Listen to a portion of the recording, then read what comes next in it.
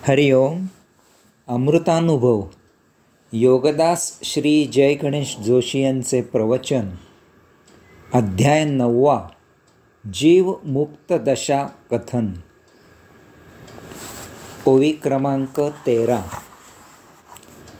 वेचनी आणू कल्लोळ, म्हणोनी घापे करतळ, तेथे तरी निखळ पाणीच फावे.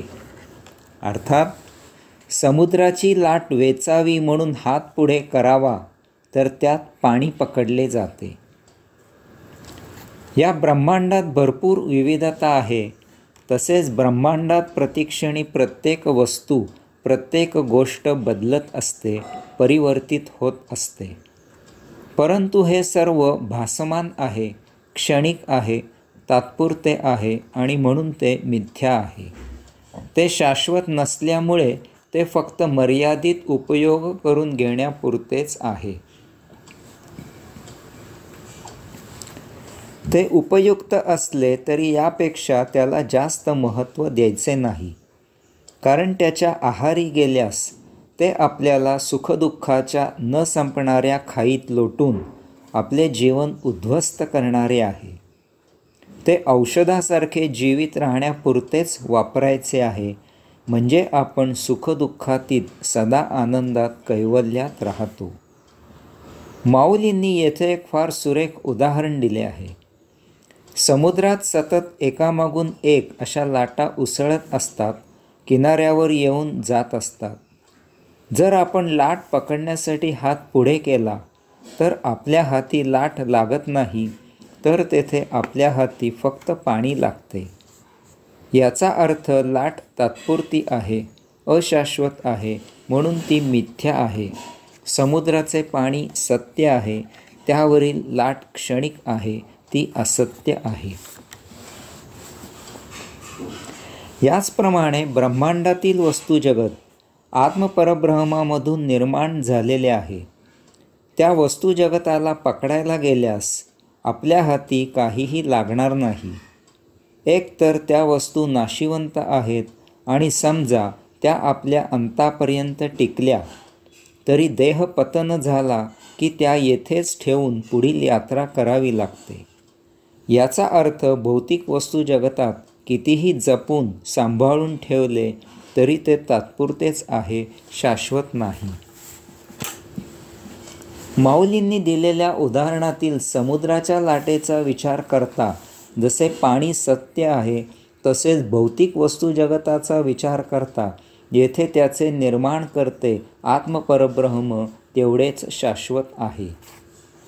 आपला देह पतन झाला की आपण आत्मपरब्रह्माचा अंश देहत्याग करून पुढील यात्रेला निघून जातो. म्हणून आत्मपरब्रह्म शाश्वत आहे, सत्य आहे. यास्तव यामागील ओवीत सांगितल्याप्रमाणे सोनारदादा जसे सोन्यापासून तयार केलेल्या असंख्य आणि विविध प्रकारच्या दागिन्यांना डोळ्यांनी पाहत असला तरीही त्या सर्व दागिन्यांना तो बुद्धीने सोने म्हणूनच जाणतो, तसे आपण तमाम भौतिक वस्तू जगताला आत्मपरब्रह्म म्हणूनच जाणावे, त्यात रममाण असावे. देहत्यागानंतर तेच सत्य साथ देणारे आहे, तेथेच कैवल्य आहे. ओवी क्रमांक 14. हातापाशी स्पर्शू, डोळ्यापाशी रूपसू, जिव्हेपाशी मिठांशू, कोणी ऐकू. अर्थात कोणी एखाद्याने हाताने स्पर्श केला, डोळ्यांनी रूप पाहिले, जिभेने चव पाहिली, त्याला जोडून ओवी क्रमांक 15. तरी परिमळा परवते, मिरविणे नाही कापुराते, तेवी बहुता परी स्फुरते, तेची स्फुरे. अर्थात तरी सुगंधाशिवाय कापूर अन्य काहीही मिरवत नाही, कारण कापराला कसेही जाणा तेथे सुगंधच आहे. आत्मपरब्रह्म योग्य प्रकारे जाणले जावे यासाठी माऊलींनी येथे एक उदाहरण दिले आहे. ते सांगतात की कापूर हातात घ्या, तो चोळा, आपल्या हाताला त्याचा सुगंधच येतो. जसे कुऱ्हाडीने चंदनाचे झाड तोडले तर त्या कुऱ्हाडीच्या पात्याला चंदनाचा सुगंध येतो, किंवा नेहमी कांदा कापायच्या सुरीने चुकून चीज कापले तर त्या चीजला कांद्याचा दर्प येतो. वास्तवात हाताचा, कुऱ्हाडीचा किंवा सुरीचा गंध जाणणे हा गुण नाही, तरीही तसे जाणवते. कापराचे रूप डोळ्यांनी पहा, आपल्याला तेथेही सुगंधच जाणवेल. जसे सभ्य गृहस्थाला पाहताच क्षणी त्याच्याशी प्रत्यक्ष व्यवहार व्हायच्या आधीच तो सभ्य आहे हे जाणवते, किंवा उकिरड्याकडे दूरवरून जरी नजर गेली तरी तेथील दुर्गंधी आपल्याला जाणवते. वास्तवात डोळ्यांचा सुगंध जाणणे हा गुण नाही, तरीही तसे जाणवते. कापराची जिभेने चव पाहिल्यास त्याचा सुगंध जाणवतो. जसे सुगंधी फूल चाखल्यास त्याचा सुगंधही जाणवतो, किंवा केशरयुक्त श्रीखंड चाखल्यास त्यातील केशराचीही चव जिभेला समजते. वास्तवात सुगंध जाणणे हा जिभेचा गुण नाही, तरीही तसे जाणवते. विषय कोणताही असला तरी साक्षात्कारीला, कैवल्यस्थित झालेल्याला त्याचा धर्मच लगेच जाणवतो. याशिवाय त्याला अन्य काहीही जाणवत नाही, कारण त्याची प्रज्ञाप्राप्त बुद्धी सर्वस्वाचे विश्लेषण त्यामध्ये सदा असलेले आत्मपरब्रह्मच जाणते. अशाला विश्वासह विश्वातील तमाम सर्व काही केवळ आत्मपरब्रह्मयुक्त आहे हीच एकमेव जाण असते. त्याला स्वभावताच प्रत्येक वस्तूमधील, प्रत्येक गोष्टीमधील परमचैतन्याचीच जाण येते. ओवी क्रमांक 16. म्हणून शब्दादी पदार्थ श्रोत्रादिकांचे हात घ्यावया जेथ उजू होती. अर्थात, म्हणून शब्दादिरूपी भोगमय विषय प्राप्त करण्यासाठी श्रवणादिरूपी इंद्रिये कितीही पुढे सरसावली, त्याला जोडून ओवी क्रमांक 17. ते संबंधू होये न होये तव इंद्रियांचे ते नोहे, मग असतेची आहे संबंधू ना. अर्थात, तरी तेथे त्यांचा इंद्रियांशी संबंध येवो किंवा न येवो, इंद्रिये विषय ग्रहण करत नाहीत. विषयांशी आपला संबंध नाही हा विचार दृढ असतो. साक्षात्कार झाल्यावर भौतिक भोगमय विषय देहधर्मापुरतेच मर्यादित राहतात. एकूणच विषयांचे आकर्षण पूर्णपणे नष्ट होते. संपूर्ण व्यवधान अध्यात्मात रत झाल्यामुळे जीवनात सदा सर्वदा पूर्ण समाधान आणि तृप्ती असते. आपण भौतिक विषयांपासून पूर्णपणे अलिप्त राहतो.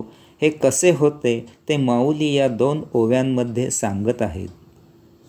कुटुंबात, समाजात जीवन जगत असताना सभोवताली संपूर्णपणे भौतिक वस्तुजगताचा, भौतिक आयुष्य प्रणालीचा गराडा असतो. आपण भोगमय प्रवृत्तीने वेढलेले असतो. सर्वत्र उपभोगांचे पेव फुटलेले असते. समस्त जनता मौज, चंगळ, चैन, करमणूक, नाचगाणी, सहली, धार्मिक विधी, तीर्थयात्रा इत्यादींमध्ये मग्न असते. तमाम लोक स्वतः जे करतात ते इतरांनीही केले आहे की नाही याची शहानिशा करत त्याच विषयांच्या गप्पा, चर्चा अतिउत्साहाने रंगवत असतात. उदाहरणार्थ, त्यांचे विषय कसे असतात पहा. अमुक सिनेमा नाटक पाहिलेत का? अमुक हॉटेलात जाऊन आलात का? अमुक ऑर्केस्ट्रा ऐकलात का? अमुक ठिकाणी फिरायला जाऊन आलात का? अमुक यात्रा केलीत का? तुम्ही नित्यनियमित पूजाविधी कोणता करता? केबलवरती कोणती सिरियल जास्त आवडते? इत्यादी इत्यादी. आता काय करावे या महाभागांना? काय करायचे ते स्वतः करावे. इतरांना त्यासाठी आकर्षित कशाला करायचे? पण नाही, जे आम्ही करतो ते इतरांनीही करावे अशी त्यांची अपेक्षा असते. या अशा गप्पा, चर्चा ऐकून एखाद्या साधकाची इंद्रिये तो विषय ग्रहण करून उद्दीपित होतात. येथे संयम, विवेक, तारतम्य याची कसोटी लागते. यास्तव साधकांनी मुळातच स्वतःचे आध्यात्मिक व्यक्तिमत्व आपल्या आचरणाने व्यक्त करावे. तथापि जे साक्षात्कारित आहेत, जे कैवल्यात रममाण आहेत, त्यांच्या बाबतीत हा प्रश्न येत नाही. जनता अशांपासून थोडे अंतर राखूनच दूर असते. त्यातून जवळीक आली तरी मर्यादा सांभाळली जाते. भौतिक विषय बोलले जात नाहीत. परंतु असे असूनही साक्षात्कारीच्या इंद्रियांची मर्जी असो किंवा नसो, त्यांचा भौतिक वस्तुजगताशी संबंध येतो. समाजात गेले असताना डोळ्यांना आपोआप दिसते, कानांना आपोआप ऐकायला येते, त्वचेला आपोआप स्पर्शज्ञान होते, बुद्धीला भौतिक ज्ञान आपोआप होते इत्यादी. माऊली म्हणतात की असे झाले तरी साक्षात्कारीची आध्यात्मिक बैठक महाभक्कम असते. तो बौद्धिक, वैचारिक, मानसिक महाखंबीर असतो. अशावेळी त्याची इंद्रिये भौतिक विषयांचे ग्रहण होऊनही आचरणासाठी आपोआप पूर्णपणे अलिप्त राहतात. त्यासाठी साक्षात्कारीला विवेक, संयम, तारतम्य बाळगावे लागत नाही. रस्त्याने जाताना वाटेत डबके आले तर आपण सहजच त्यावरून उडी घेऊन पलीकडे जातो. समोरून वाहन आले तर आपण बाजूला होतो. डोळ्यावर उन्हाची तिरीप आली तरी आपण लगेच डोळ्यासमोर हात धरतो. अंगावर किडा बसला तर प्रतिक्षिप्त क्रिया होऊन तो झटकला जातो. याचप्रमाणे भौतिक विषयांशी संबंध आला तर साक्षात्कारी त्यापासून अगदी अभावितपणे सहजच दूर राहतो. त्याला अशा विषयात जराही गम्य नसते. आजोबांच्या ताटात कारल्याची भाजी वाढलेली पाहूनही नातवंडे नाक मुरडून ती भाजी खायला अगदी सहजच नको म्हणतात. कोणी त्या भाजीचे महत्त्व सांगितले, खायचा आग्रह केला, चॉकलेटचे आमिष दाखविले तरीही मुले कारल्याची भाजी नको म्हणतात. तसेच साक्षात्कारीजवळ भौतिकाचे कोणी कितीही कौतुक केले, त्यामुळे कशी मौज मजा येते ते स्वानुभवावरून सांगितले, स्वतःबरोबर अशा ठिकाणी घेऊन जायची तयारी दर्शविली तरीही साक्षात्कारी अशाला सहजच हसत हसत नकार देतो. तो आपल्या विचारांशी ठाम असतो. त्याला कोणीही भरीस घालू शकत नाही. हरिओम.